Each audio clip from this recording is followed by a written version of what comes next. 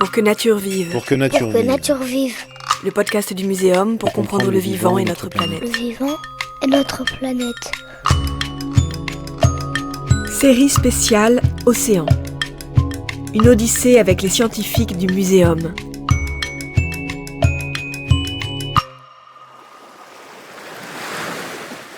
Comment la génétique peut-elle nous raconter la vie des cétacés ? Avec Jean-Luc Young.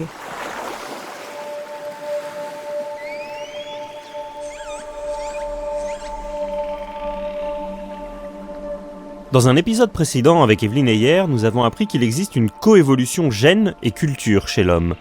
Se pourrait-il qu'il en soit de même chez les cétacés ? Pour le savoir, nous allons demander au spécialiste Jean-Luc Young. Vous êtes chef de la station marine de Dinard, chercheur au sein de l'Institut de systématique, évolution, biodiversité et professeur au Muséum national d'histoire naturelle. Bonjour monsieur. Bonjour. Alors, la vie sociale des mammifères marins, elle semble varier selon les espèces. Est-ce que vous pourriez nous raconter en quoi les sociétés de baleines, de cachalots, d'orques ou encore de dauphins diffèrent-elles ? C'est extraordinairement impressionnant de regarder les organisations sociales des cétacés et qu'on est tout juste en train de commencer à comprendre et de décrypter. Ça fait des années qu'on les étudie, même les baleiniers avaient déjà des connaissances assez approfondies, mais on a accumulé des données au fur et à mesure des années et maintenant on arrive petit à petit à commencer à percer certains mystères, mais on est loin d'avoir tout compris. Alors quand on compare l'organisation sociale des cétacés, donc on a des espèces qui forment des groupes sociaux très stables, où très souvent la place des femelles est prépondérante, ce sont souvent des sociétés matriarcales, c'est-à-dire formées d'une lignée maternelle. On a les arrière-grand-mères, les grands-mères, les mères, les filles. Donc d'une espèce à l'autre, on a des grandes variations de formation des groupes. Alors les cachalots, par exemple, forment des groupes extrêmement stables, mais qui ne regroupent que les femelles adultes et les enfants, les jeunes, femelles et mâles. Mais les mâles, dès qu'ils ont atteint l'adolescence, alors 7 ans, 8 ans, 9 ans, ils quittent les groupes où ils sont nés. Donc ces groupes stables, formés des femelles et des jeunes, on les trouve dans les zones tropicales, subtropicales, dans les régions où l'eau est plutôt chaude. Et les jeunes mâles, lorsqu'ils ont atteint l'adolescence, eux vont partir et vont rejoindre des régions polaires, subpolaires, où la nourriture sera plus abondante. Alors ça, c'est le fameux Moby Dick, c'est le cachalot, le monstre, qui aurait été a une vie sociale pas si solitaire que ça, et a une vie sociale très importante. Alors à l'opposé, on a des baleines à bosse, chez qui il n'y a pas de groupes sociaux. Ou peut-être qu'il y en a, mais qu'on ne les connaît pas encore. Mais en tout cas, le groupe social le plus stable qu'on trouve chez les baleines à bosse, c'est le couple mère-baleineau. Les baleines à bosse sont une espèce migratrice qui migre entre des zones d'alimentation qu'elles fréquentent en été, qui sont des zones subpolaires souvent, et puis des zones de reproduction qui sont des zones tropicales, subtropicales, qu'elles fréquentent en hiver. Et le couple mère-baleineau dure 1 an à peu près, entre la mise bas et puis la première migration. Alors les dauphins forment des sociétés qui ressemblent aux sociétés humaines de chasseurs-cueilleurs. C'est-à-dire qu'on a des tout petits groupes, 2-3 individus, qui sont très liés les uns aux autres, qui sont très souvent ensemble. Et ces groupes eux-mêmes se retrouvent en plus grands groupes lorsqu'il y en a besoin pour chasser, pour dormir, se protéger ou autre. Et puis ensuite se redissocient. Ce sont des sociétés de fission-fusion comme certaines sociétés humaines.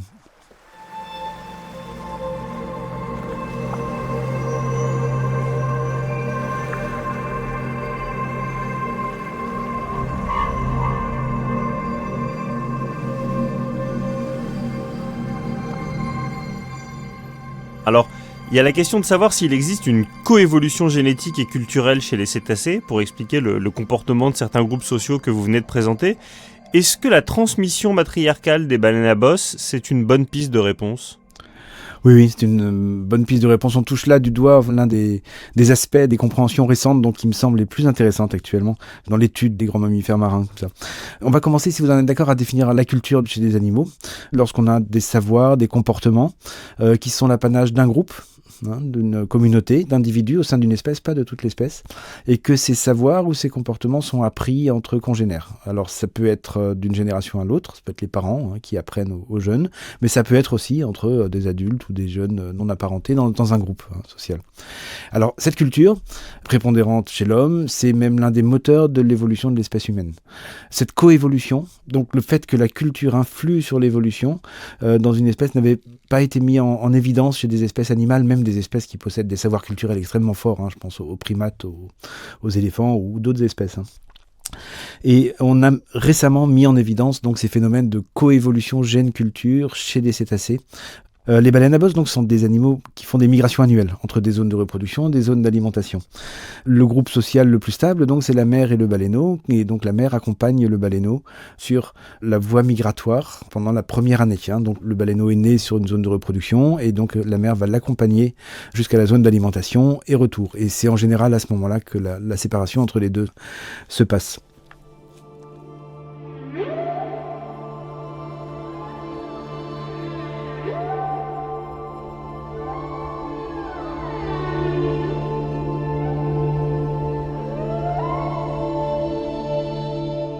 Donc on a ici la mémoire du lieu de ces deux sites d'alimentation et de reproduction.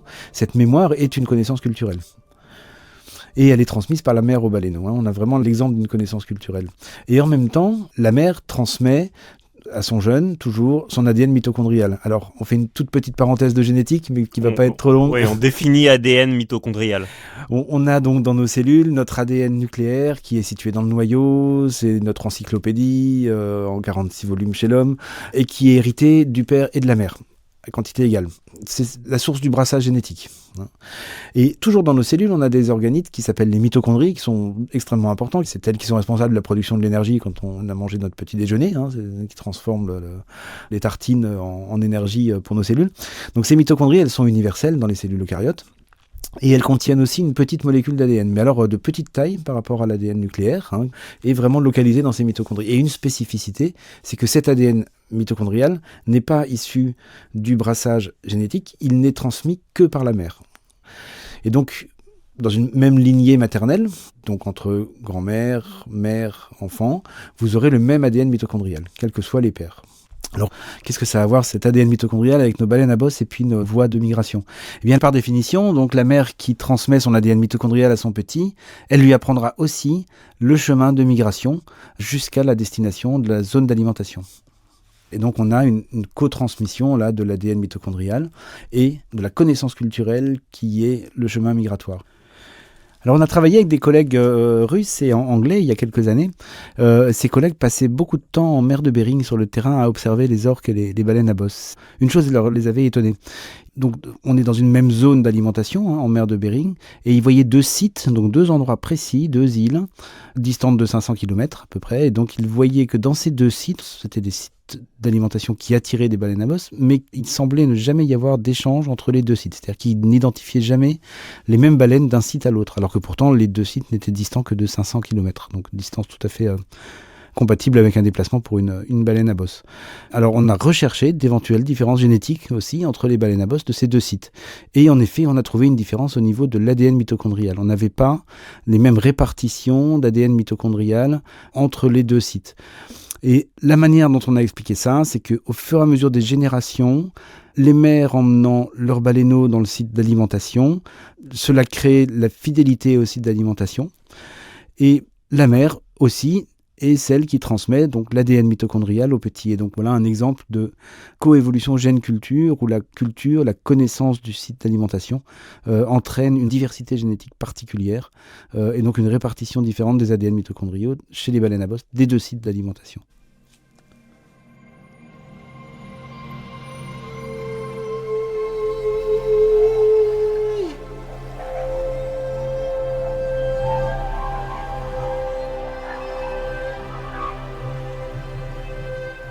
Alors, puisque les cétacés rejoignent les humains dans cette très rare coévolution gène-culture, je vais humaniser les cétacés dans nos analogies. Est-ce que vous pourriez nous dire comment est-ce que certains orques vivent une histoire d'amour aussi tragique et même impossible que les célèbres Roméo et Juliette ?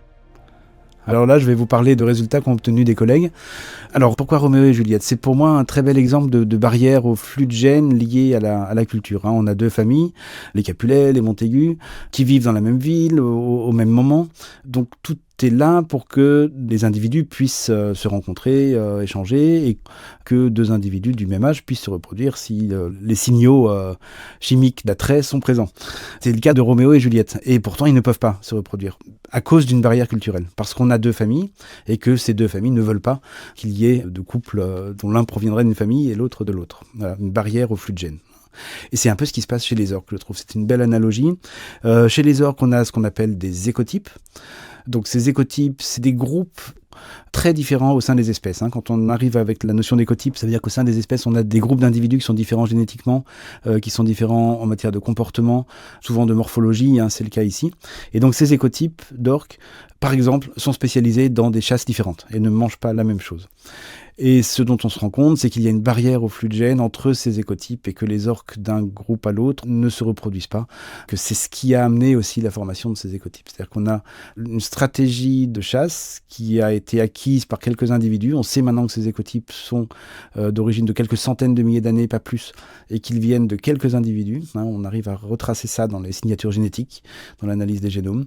Donc on sait que quelques individus sont à l'origine de ces écotypes, qu'ils ont acquis à un moment une stratégie de chasse particulière, qui leur a conféré un avantage sélectif aux individus qui étaient capables de l'utiliser, et que petit à petit des barrières culturelles se sont mises en place et font que il n'y a plus de reproduction entre les individus, alors que pourtant ces groupes qui appartiennent à différents écotypes peuvent occuper les mêmes espaces et appartiennent à la même espèce.